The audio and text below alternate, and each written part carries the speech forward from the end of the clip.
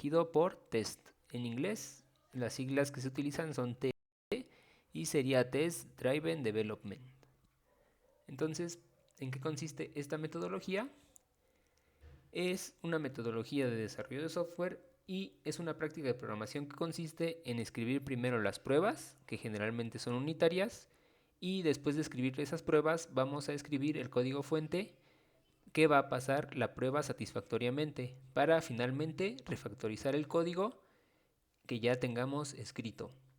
Con esta práctica vamos a conseguir, entre otras cosas, un código más robusto, más seguro, mantenible, escalable y una mayor rapidez en el desarrollo.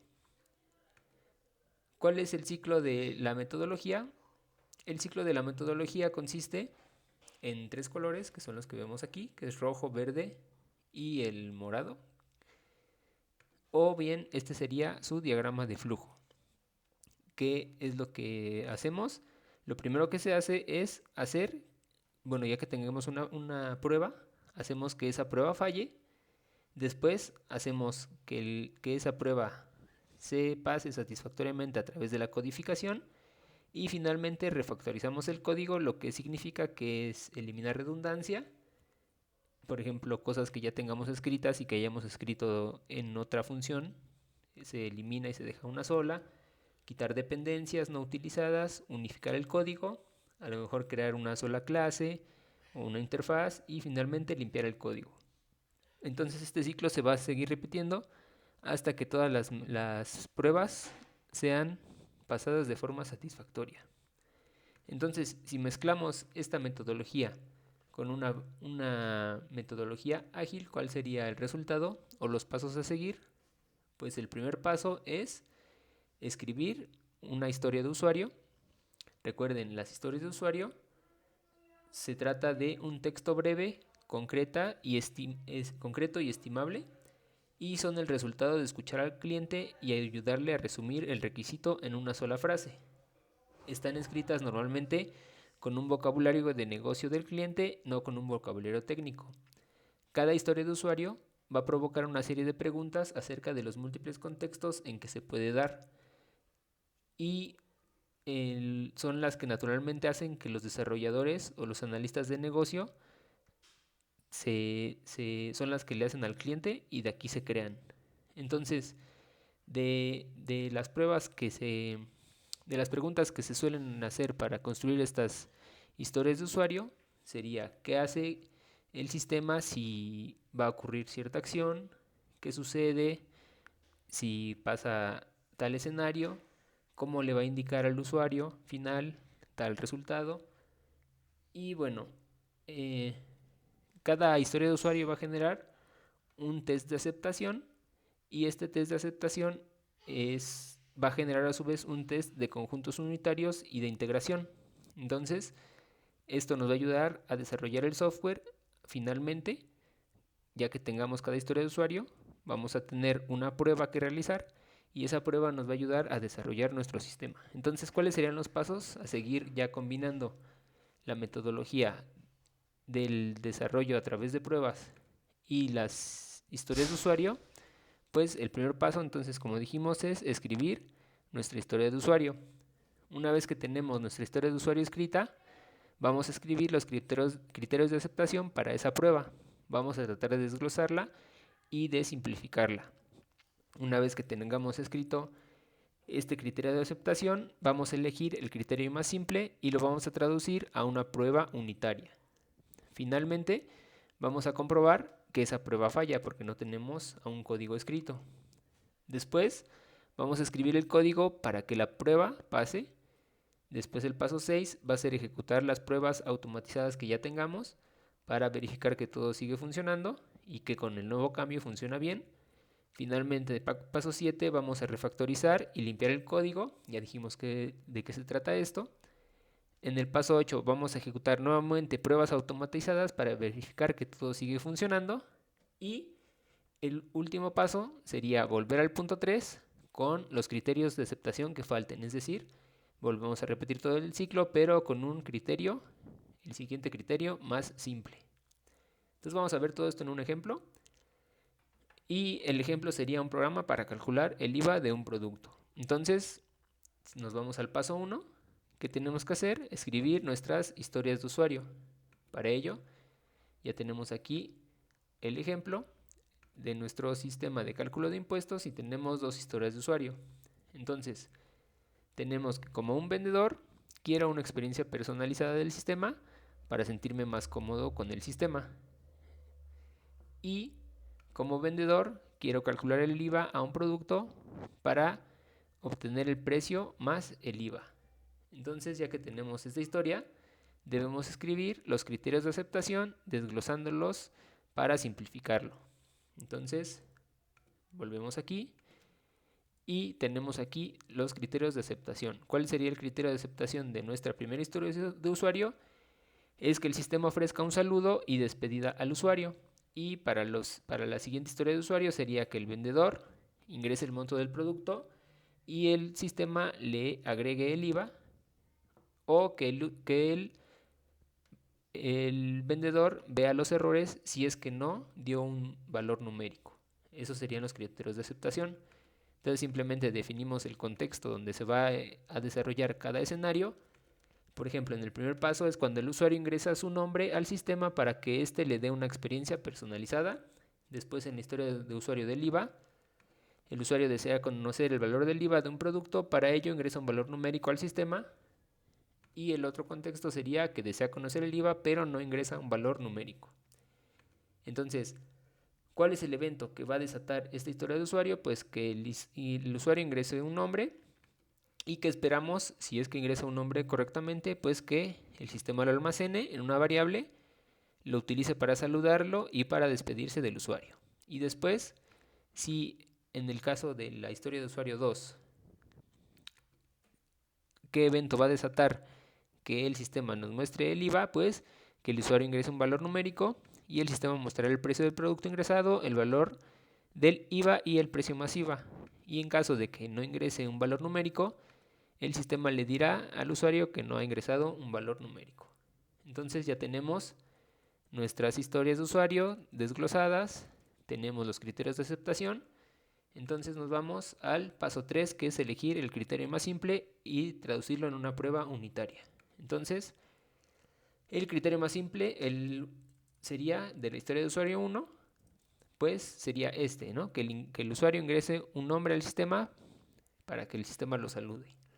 Entonces tenemos ya un proyecto aquí en Visual Studio. Es el proyecto que nos da al crear una aplicación de consola. Solo tenemos la clase program, que es la clase que nos da por default, y tenemos el método main y pues el hola mundo. Entonces, obviamente, si lo ejecutamos, el sistema tendría que pasar nuestra prueba de que el sistema va a saludar al usuario. Entonces, vamos a ver aquí. Se ejecuta el sistema. Sería la primera parte, la roja, que dice escribe una prueba que falle. Ya tenemos escrita la prueba. Obviamente va a fallar porque no tenemos el código. Simplemente tenemos un hola mundo. Entonces, vamos a esperar que compile.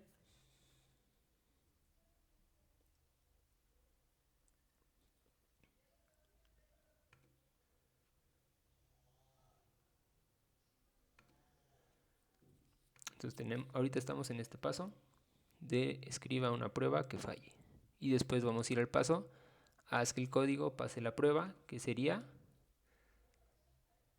el paso, bueno, ahorita estamos en el paso 4, comprobar que la prueba falla. Y nos vamos a ir al 5, escribir el código para que pase la prueba. Entonces vamos a esperar porque está algo lento. Bueno, aquí está ya. Nos da el hola mundo, obviamente falla la prueba porque pues, no hace nada de lo que esperamos. Entonces, ¿cómo lo vamos a hacer? Pues vamos a definir una variable nombre. Le vamos a preguntar al usuario su nombre. Vamos a guardar ese nombre en una variable. Si fijan, es todo lo que está en nuestra historia de usuario. Le vamos a dar un saludo al usuario y nos vamos a despedir del usuario.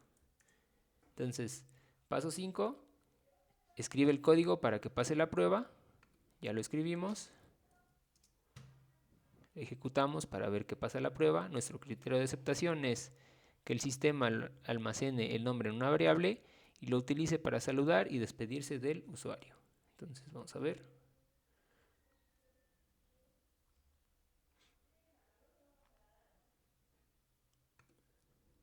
¿Cuál es tu nombre? Le decimos Juan. Nos dice bienvenido Juan, gracias por usar el sistema Juan, hasta pronto. Entonces lo saluda y se despide.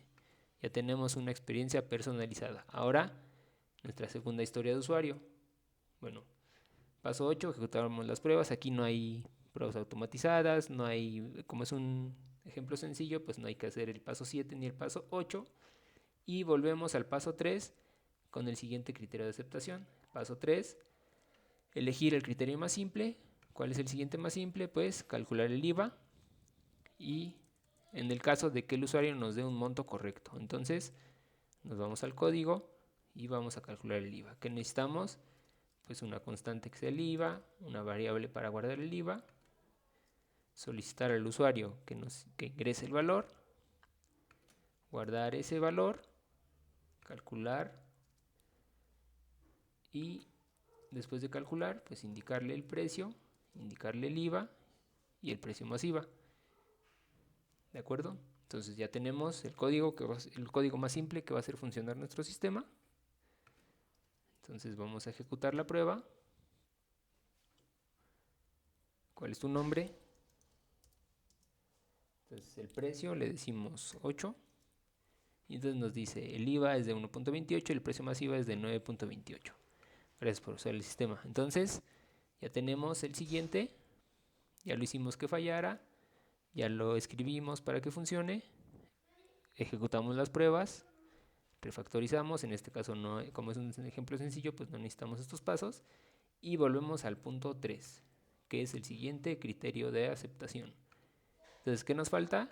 Pues el caso de que el usuario ingresa a un sistema que no es válido para ver los errores. Entonces vamos primero a verificar que el código falla. Le decimos que se ejecute. Le decimos nuestro nombre. Le decimos un precio. Aquí vamos a poner adrede, texto. ¿Y qué pasa? Se produce una excepción. Entonces, ¿cómo vamos a hacer que no falle el código? Pues con un bloque try y un bloque catch. Entonces try, todo lo que esté en el bloque try es código que nos puede dar un error. ¿Y qué error nos puede dar? Pues el error de formato, que no sea el formato esperado. Vamos a escribir que si no nos da un número, pues no es no es un valor esperado. Y finalmente, pues les damos las gracias por usar el sistema. Entonces, si aquí nos da un valor que no es un valor esperado, se va a ir a la excepción y se va a ir después a esto. Si nos da un valor esperado, pues muestra todo este proceso bien y al final nos muestra el gracias. Entonces ya hicimos el código que funcione, lo ejecutamos y vamos a probar ahora todo. Decimos Juan, introduce un precio, 4. El precio es 4, el IVA es 0.64, 4.64, está bien. Ahora vamos a darle un valor que no funcione. Le decimos Juan, introduce un precio, le damos letras y nos dice ingresa un valor numérico, el IVA no pudo calcularse, gracias por usar el sistema. ¿Por qué pasó eso? Porque nos dio un error de formato al convertir este valor a doble, nos dio un texto que no se pudo convertir, entonces se va a esta parte del código y finaliza. Entonces con esto regresamos a nuestro proceso. Ya vimos que todas las pruebas ya las hicimos, todo sigue funcionando. Entonces en el punto 3 ya no tenemos más historias de aceptación, más criterios de aceptación de nuestras historias de usuario. Entonces hemos finalizado. Y pues tenemos así nuestro proceso listo. Entonces esta sería una metodología que se puede aplicar para el desarrollo de software.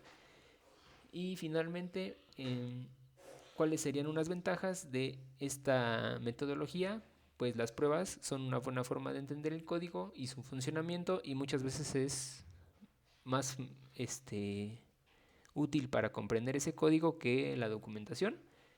Y bueno, para utilizarlo hay que entenderlo bien para que sea realmente productivo. y te va a ayudar a centrarte en lo importante y a no sobrediseñar.